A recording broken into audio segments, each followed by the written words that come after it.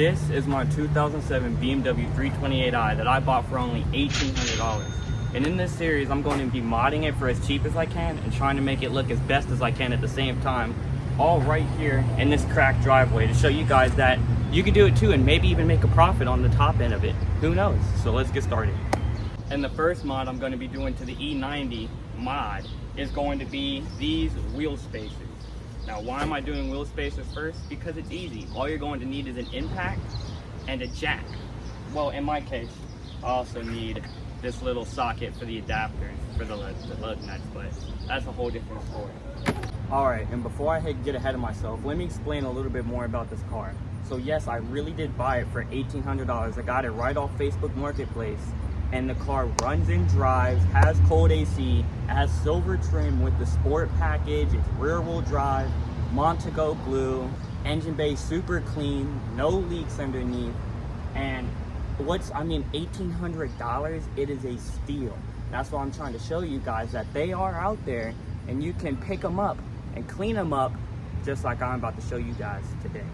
And when I say today, I don't really mean everything today. I mean, obviously the bumper is one of the biggest things that needs done on this car. I'm gonna try and repaint it myself here to show you guys too that, hey, I have no experience with it, but I promise you, I am going to paint this bumper and it is going to look good-ish. Real quick, I'm gonna show you the fitment before we put the spacers on. So here's before. See, it's definitely sunken in there pretty good. Let's check out the front real quick. And you can see that it's not as bad in the front, but definitely still sunken in there. So we're gonna go ahead and see what it looks like after we put them on. Also guys, before you jack the car up, remember, safety's #1 priority, which is why right over here I got my OSHA approved bricks. I'm gonna put these in front of the car, that way Bessie don't go nowhere. Brick 1, brick 2. All right, now that the bricks are in place, I'm gonna go ahead and get the car jacked up and take the wheel off.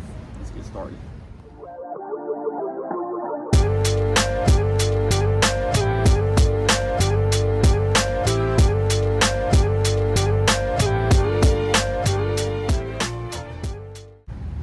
All right, now that I have the wheel off, I'm gonna go ahead and get started. Now, I did say you only need an impact and a jack. You don't even need an impact, to be honest, just anything to take the wheel off. But this is recommended, just something to scrub the surface rust off, make sure it fits good and nice and sealed around there. That way there's no wobbling or nothing. It's all nice and smooth for it to go on there. So I'm gonna go ahead and clean this up as best as I can and then go ahead and put the spacer on. All right, got it cleaned up as best as I can. Now I got my 15mm hub-centric spacer. I got these off Amazon. If you guys are interested, I can put the link in the description. So I'm gonna go ahead and put these on here and see how it looks. They wanna work with the brother. Make sure we get it seated on there nice and tight. I also got a wood block and a hammer. Now again, I'm no professional. I'm not ASC certified by any means. I'm YouTube certified. And this right here, this is a YouTube certified classic.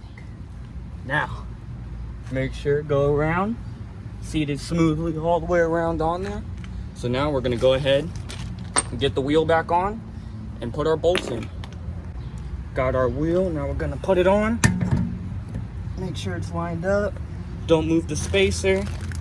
And then we're gonna go ahead and get our starter bolt. Got my adapter. And we are going to start the first thread. At least hand tight. Okay, you wanna get your bolt started on there hand tight, guys, remember that. I'm sure if you guys are watching this though, you probably already know that. All right, that's one in.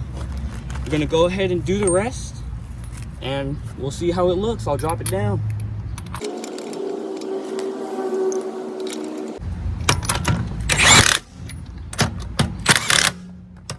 Now, there's supposed to be a correct foot-pound of torquage for this, but me personally, those don't exist in my eyes. This is how men do it right here, brother.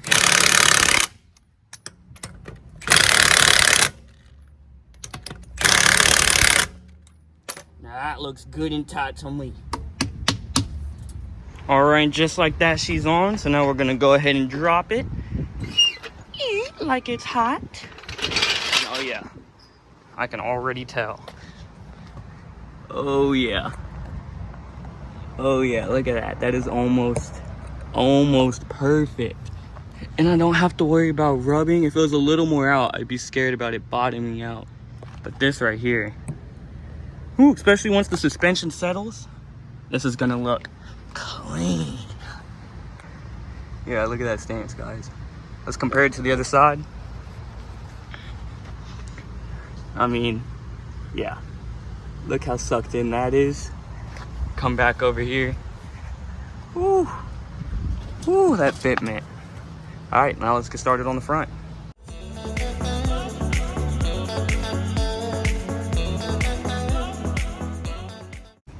All right, for this front wheel, I'm gonna put some PB. Try and grease it up, make it slide on there a little easier. And take some of that, rub it on the inside of here as well. Okay, now let's go ahead and get it put on there if it wants to line up for me. Okay, now just a good old trusty hammer and wood combo.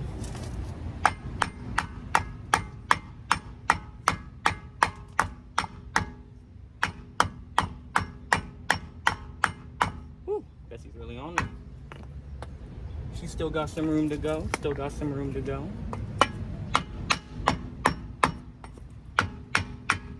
And again, this is the tried and true method, guys. You'll find this how they do it at the dealership. And if you was to take your wheel spacers to a dealership to have them install it for some reason. I'll do a quick little peek around. Okay, looks like it could use a little more down south. Even back up top. Oh yeah. Oh yeah. That is nice and flush. Now it's time to go ahead and put the wheel back on. I got the wheel on, so now I'm gonna go ahead and get the bolt started. By hand, of course. Of course.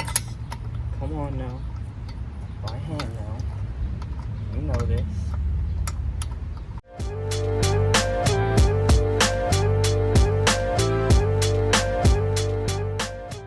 Now that the front spacer's on, we're gonna go ahead and drop the car one more time.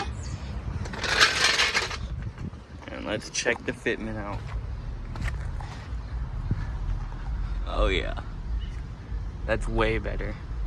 That's way better. And I actually want to put 255s in the front, like in the rear, and I think that'll help too. But so far, yeah, way better. Let's show it to the other side again. And you can see sunk in. We come out over here. Nice and flush. Especially once the suspension settles, it'll look way better. Now I'm gonna go ahead and do the other side and then show you guys the final product.